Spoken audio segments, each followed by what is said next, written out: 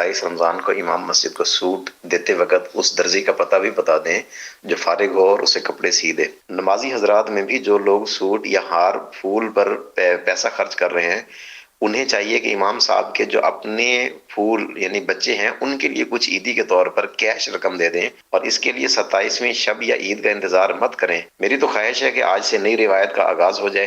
امام صاحب کو پھولوں کے جو 100 ہار پہنائے جاتے ہیں، اس کے بدلے صرف ایک ہار پہنایا جائے، اور وہ چاہے 1000 والا ہو، نوٹ والا، اور آپ کے اس عمل سے دوسروں کو ترغیب بھی ملے اور امام صاحبان کا بھلا ہو جائے گا۔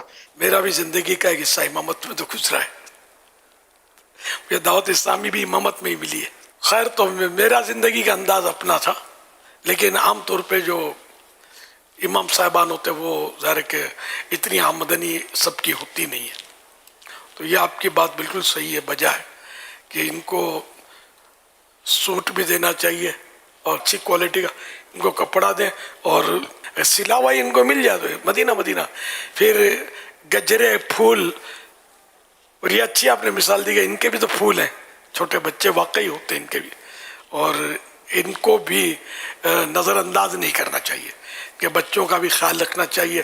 ہم اپنے بچوں کا خیال رکھتے ہیں تو ان کا بھی خیال رکھا جائے، ان کو بھی یعنی کہ عمدہ کپڑے پہننے کا شوق تو ہوتا ہوگا ظاہر بچوں کو، ان کو بھی پیش کیا جائے۔ بچوں کی امی تو آپ ڈائریکٹ نہیں ہو جانا بچوں کی امی سے، اگر ہمدردی کریں آپ تو اپنے بچوں کی امی کے ذریعے کوئی ترکیب بنا دیں۔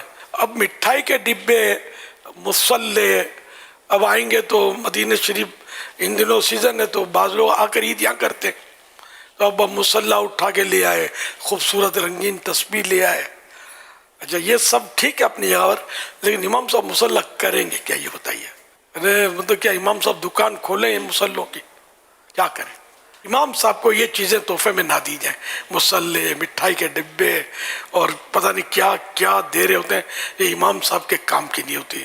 امام صاحبان کو، مؤذن صاحبان کو اگر دینا ہی ہے تو یہ سب سے مطلب بہترین تو نہیں، یہ روکڑا، نقد روکڑا بولتے ہیں ہم لوگ، کہ اس سے دوا بھی خرید سکتے ہیں۔ امام صاحب بیچارے بیمار ہیں، گھر میں بیمار ہیں، کوئی مسئلے ہیں، بچوں کو دوا لانی ہے، تو یہ آپ کی مٹھائی سے دوا نہیں آئے گی، نوٹوں سے آئے گی۔